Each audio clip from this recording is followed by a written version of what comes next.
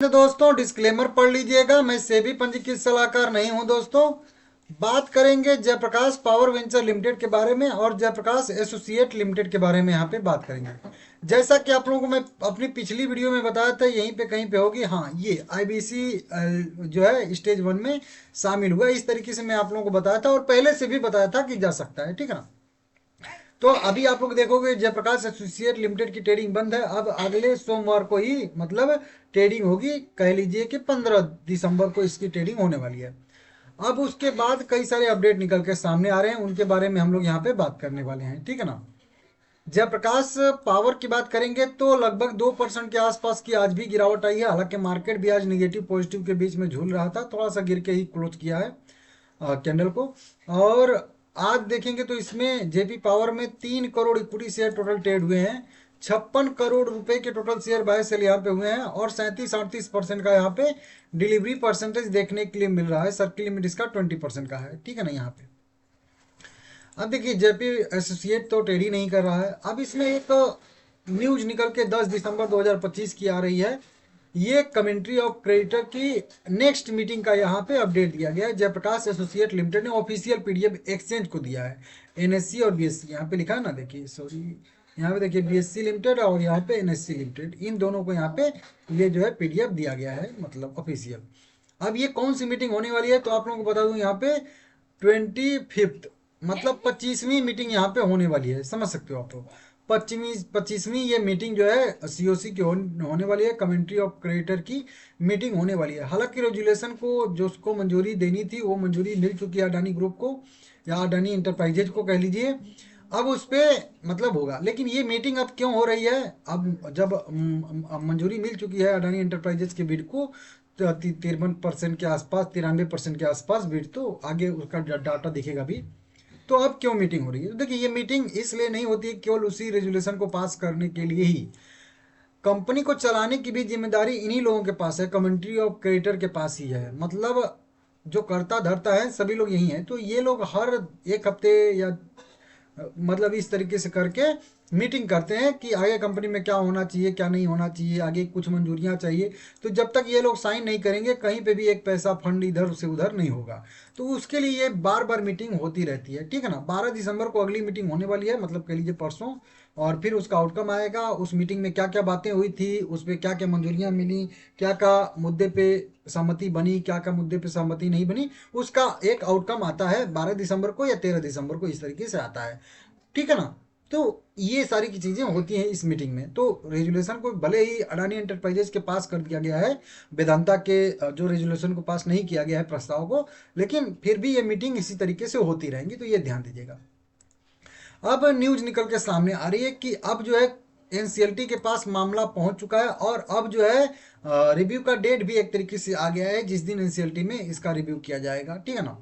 यहाँ पे देखेंगे लंबा चौड़ा है, थोड़ा सा टाइम लगेगा। देखिए जयप्रकाश एसोसिएट लिमिटेड खरीद मामले में 15,000 करोड़ रुपए लेकर कोर्ट पहुंचे अदानी, अब कौन सी मंजूरी का कर रहे हैं इंतजार। तो यहाँ पे बताया जा रहा है कि 15,000 करोड़ रुपए का जो रेजुलेशन प्लान एनसीएलटी इलाहाबाद में जमा किया गया है, जिसे सीओसी से मंजूरी पहले ही मिल चुकी है। एनसीएलटी जनवरी 2025 में आगे की सुनवाई करेगा। अडानी ग्रुप को इस डील से real estate, cement, power sector में बड़ी एंट्री पॉइंट मिलने की उम्मीद है। तो कई सारे जो भी जयप्रकाश एसोसिएट लिमिटेड के बिजनेस हैं वो सब ट्रांसफर हो जाएंगे अडानी एंटरप्राइजेज के बैलेंस शीट पे, ठीक है ना। और ये जो एनसीएलटी में सुनवाई हो रही है वो जनवरी 2025 में होगी, मतलब ये दिसंबर चल रहा है, अगले महीने।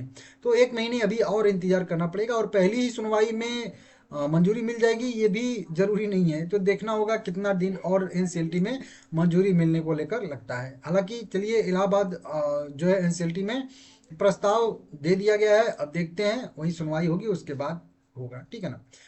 नवंबर में मंजूरी मिली थी सीओसी के द्वारा, जो लगभग 93% वोट इनके पक्ष में पड़े थे, जो कि आप लोग देख सकते हो, ठीक है ना। सबसे दिलचस्प बात यह है कि नेशनल एसेट रिकंस्ट्रक्शन कंपनी के पास ही लगभग 85% वोटिंग पावर है। तो जिधर के साइड में NARCL जो है चाहेंगे उनको मंजूरी मिलनी थी, तो वो पक्ष में इनके वोट दिए, क्योंकि सारा का सारा जो है इन्हीं के पास वो ट्रांसफर कर दिया गया था। 12,000 करोड़ रुपए में डेट ट्रांसफर किया गया था नेशनल एसेट रिकंस्ट्रक्शन लिमिटेड के पास, ठीक है ना, जो आप लोगों को मैं कई बार बताया था, ठीक है ना। तो मेजोरिटी इन्हीं की होल्डिंग है सीओसी में, तो इन्होंने मंजूरी दे दिया है। अब वहीं बात करेंगे तो कुछ अन्य लोगों ने वोट नहीं दिया, तो उसका कोई बात नहीं है, उससे मतलब नहीं है। अब देखिए यहाँ पे बताया जा रहा है कि बहुत सारा कर्ज कंपनी पे था, लेकिन उसमें से केवल 19,570 करोड़ रुपए ही यहाँ पे रिकवर हो पाया है, यानी लगभग 15,343 करोड़ रुपए की अनुमानित वसूली हुई है, जो टोटल रिकवरी का लगभग 2.8% ही बताया जा रहा है, ठीक है ना। अडानी को इस डील से क्या मिलने वाला है, तो वहीं पहले ही बता चुका हूँ आप लोगों को कि कई सारे जो है इनके चीज़ें हैं जो मिलेंगी, सीधा सीधा ट्रांसफ़र होंगी अडानी ग्रुप को।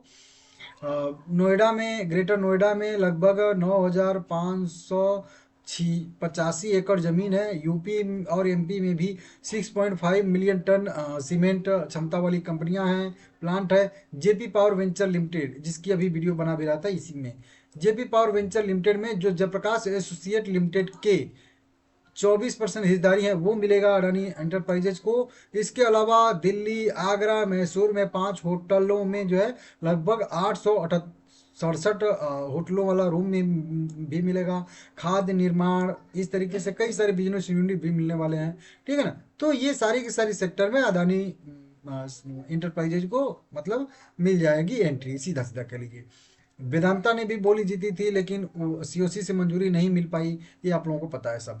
तो इस तरीके से सारे के सारे अपडेट आ रहे हैं। अब इसमें से सबसे मेन चीज़ यही है कि जनवरी 2026, बस हम लोगों को ये जो है याद रखना है, जनवरी 2026 मतलब अगले महीने सुनवाई होगी एनसीएलटी में, फिर मंजूरी मिलती है तो फिर जो है ये सारा का सारा मैटर सुलझ जाएगा। और फिर उसमें एक चीज़ और हम लोग को देखना होगा कि क्या शेयर होल्डर को क्या मिलेगा, शेयर होल्डर के लिए उस प्रस्ताव में क्या जो है रखा गया है, तो वो चीज़ रहेगा कि क्या हमको 1%, 2%, 5% क्या इक्विटी शेयर जेपी एसोसिएट में मिलने वाला है या नहीं मिलने वाला है। ये सब जो है, ये हमारे शेयर जो है वो जीरो हो जाएंगे। तो अभी 4 रुपये 20 पैसे पे ट्रेड कर रहा है। अब कल से फिर से लोअर सर्किट इसमें लगेगा, क्योंकि वहीं बताया भी हूँ आप लोगों को कि अब जो है ये फिर से IBC 1 में शामिल हो चुका है। तो देखते हैं। बाकी जयप्रकाश पावर की बात करेंगे तो देखिए, आज इसका वीकली चार्ट देख रहा था, ट्रेंड इसका अभी भी अप ट्रेंड में ही है, लंबा अगर बड़े टाइम फ्रेम में देखेंगे, लेकिन बीच बीच में देखेंगे तो वोलेटाइल रहता है शेयर, ठीक है ना, वोलेटाइल ऐसे ऐसे रहता है। तो ये सारी चीज़ें देखने के लिए हम लोगों को मिल रही हैं, लेकिन लॉन्ग टर्म में इसमें मोमेंटम रहता है। और अब अगर अडानी को मिल जाएगा इसमें 24% हिस्सेदारी, तो वो और बेहतर रहेगा। कभी फंड रेजिंग का भी मूड करेगा तो जल्दी से इक्विटी शेयर जारी करके पैसा जुटा लिया जाएगा, ठीक है ना। तो इस तरीके से और फिर अडानी एंटरप्राइजेज की होल्डिंग बढ़ती भी जाएगी, तो वो भी ठीक है। कभी ओपन ऑफर आ गया तो और बेहतर रहेगा। तो बढ़िया है कुल मिला के जयप्रकाश पावर के लिए, लेकिन ठीक है, अब देखते हैं और कितना देर लगता है, ठीक है ना। जेपी पावर ठीक है, लंबे टाइम फ्रेम के लिए आप लोग इसमें रह सकते हो, कोई दिक्कत कोई परेशानी मुझे नहीं दिख रही है, ठीक है ना। बाकी नीचे की साइड में सपोर्ट जहाँ पे है वहीं पे है 18 रुपये, नीचे की साइड में सपोर्ट 16 रुपये पे है, और उसके नीचे 14 रुपये पे सपोर्ट है, ठीक है ना।